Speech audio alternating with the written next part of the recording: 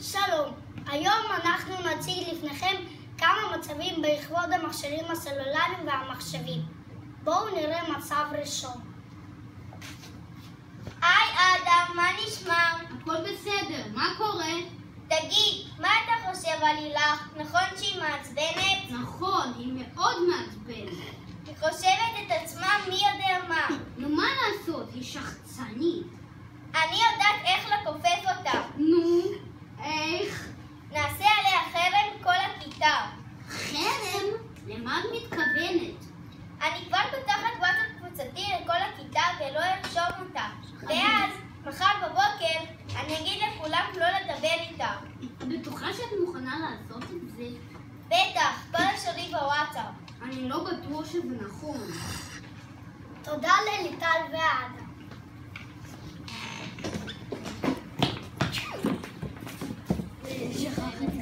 יופי שסיימתם. נו, מה אתה רוצה בדיוק? אתה יכול לשלוח לי את הפרטים שלך? אבל אני לא מכיר אותך בכלל. אז מה, נשלח את הפרטים ונכיר. אורי, מה אתה עושה? אתה מדבר עם מישהו לא מוכר במחשב. אז מה? הוא נשמע נחמד. אין מה לדאוג.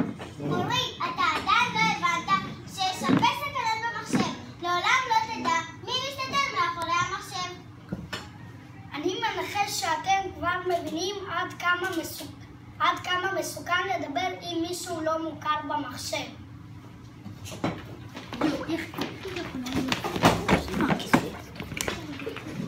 וואו, איזה יפה אני מפרסמת באינסטגרם.